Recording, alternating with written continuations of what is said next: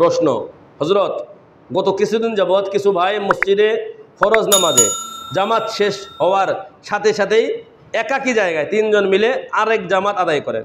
পাশে যারা সুন্নত পড়তে থাকে তাদের নামাজের সমস্যা হয়। অতএব প্রশ্ন হচ্ছে, এই কাজের ব্যাপারে শরীয়ত কি বলে? এই কাজটি কি সঠিক? মোহতারাম হাজিরিন, মসজিদে দ্বিতীয় জামাতের ব্যাপারে শরীয়তের মাসালা হলো, মসজিদ 2 ধরনের। এক ধরনের মসজিদ জামে মসজিদ, এটা আমাদেরটা জামে মসজিদ, মহল্লার মসজিদ, মসজিদুল হাই, মহল্লার মসজিদ, যে মসজিদে ইমাম মুয়াজ্জিন দায়িত্বশীল নির্ধারিত। ওই সমস্ত জায়গায় যখন একটা জামাত হয়, জামাতের অনেক গুরুত্ব আছে। ইসলামে জামাতের অনেক ফজিলত এসেছে। হুজুর সাল্লাল্লাহু আলাইহি ওয়াসাল্লাম যারা জামাতে আসতো না তাদের ঘরবাড়ি পুড়িয়ে দেওয়ার ব্যাপারে উনি উদ্যোগ নিয়েছেন। সাহাবায়ে কেরামকে বলেছেন, আমার মনে চায় যে কাঠ সংগ্রহ করো এবং যারা জামাতে আসে নাই তাদের ঘরগুলো জ্বালিয়ে দেয়। অথচ উম্মার প্রতি নবী সাল্লাল্লাহু আলাইহি ওয়াসাল্লাম কত বেশি দরদ ছিল, এরপর তার ঘরবাড়ি জ্বালিয়ে দিতে চেয়েছেন। তার মানে জামাত অনেক বেশি গুরুত্বপূর্ণ। ফুকাহায়ে কেরাম, অনেক ফকিহ, ইমাম আহমদ ইবনে হাম্বল রাহমাতুল্লাহ আলাইহি বলেছেন জামাত ছাড়া নামাজ আদায় করলে নামাজই হবে না। ইমাম আবু হানিফা রাহমাতুল্লাহ বলেছেন জামাত সুন্নতে মুআক্কাদা, অবশ্যই জামাতের সাথে নামাজ আদায় করতে হবে। এখন যদি একটা মসজিদে, মহল্লার মসজিদ, জামাতে টাইম নির্ধারিত, ওই জায়গায় যদি একা একা বারবার জামাতের সুযোগ থাকে, তাহলে ওই জামাতের যে গুরুত্ব, মানুষের মধ্যে গুরুত্ব কমে যায়, যা ওইখানে গিয়ে আবার জামাত করা যায়।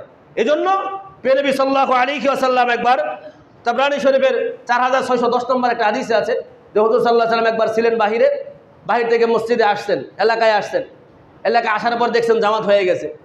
নবী সাল্লাল্লাহু আলাইহি ওয়াসাল্লাম ওই জামাতে অংশগ্রহণ না করে ঘরে চলে গেছেন। ঘরে গিয়ে ঘরের সাথীদেরকে একাত্র করে ওই জায়গায় আলাদা জামাতের সাথে নামাজ আদায় করেছেন।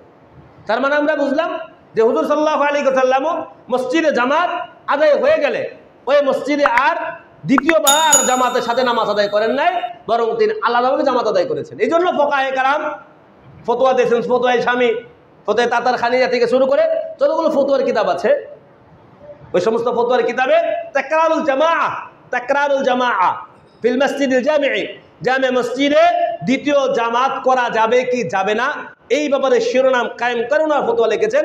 যেই সমস্ত জায়গায় মসজিদে ইমাম এবং মুয়াজ্জিন দায়িত্বরত আছেন, ওই সমস্ত জামে মসজিদে বা মহল্লার মসজিদে প্রথম জামাত হয়ে যাওয়ার পরে দ্বিতীয় জামাত মাকরুহে তাহরিমি, দ্বিতীয় জামাত পড়াকে মাকরুহে তাহরিমি, অনুচিত, এটা উচিত না।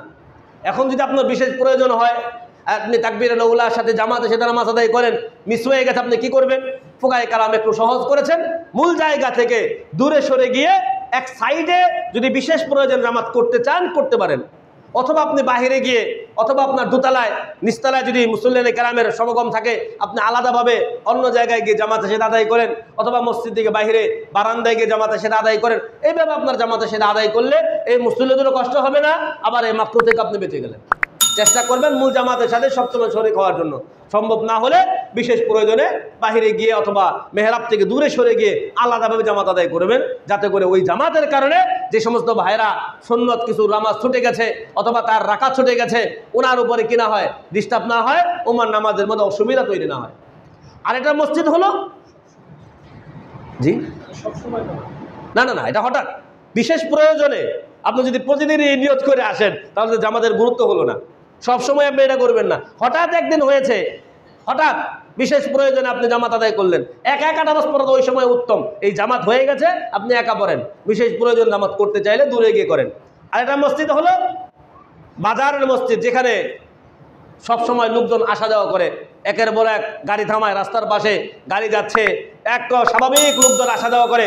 নির্দিষ্ট মহল্লার মুসল্লি না, বরং বিভিন্ন এলাকার মুসল্লি, টাইম ফিক্স আছে, তবে মহল্লার মুসল্লি না, আলাদাভাবে দূর দূরান্ত থেকে মুসল্লিরা আসে, মুসল্লিরা যায়। এরকম মসজিদ কিছু আছে না?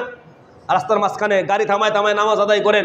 ওই এলাকা মহল্লা খুব বেশি গুরুত্বপূর্ণ না, বরং ওই মহল্লা আলাদাবাসী, এই সমস্ত রাস্তা চলাচল মানুষের জন্য মসজিদের নির্মাণ করা হয়েছে। ওই মসজিদে এক জামাত হয়েছে, আরেক জামাত পড়লেন, আরেক জামাত হয়েছে, আরেক জামাত পড়লেন, একেবারে ওয়াক্ত তো তখন আছে, আপনি জামাত একের পর এক করতেই পারেন, অসুবিধা নেই। সুতরাং আমাদের এই মসজিদটা মসজিদুল হাই, এটা ওই বাজারের মসজিদ না, মহল্লার মসজিদ। ইমাম সাহেব আছে, মসজিদ সাহেব আছে, খাদেম সাহেব আছে, খতিব সাহেব আছে। সুতরাং এই জায়গায় আপনি যদি নিয়মিত ওই জামাত আদায় করতে থাকেন, এটা মারাত্মক ভুল হবে এবং মাকরুহে তাহরিমি হবে। আল্লাহ পাক আমাদের সকলকে বুঝার তৌফিক নসিব করুন।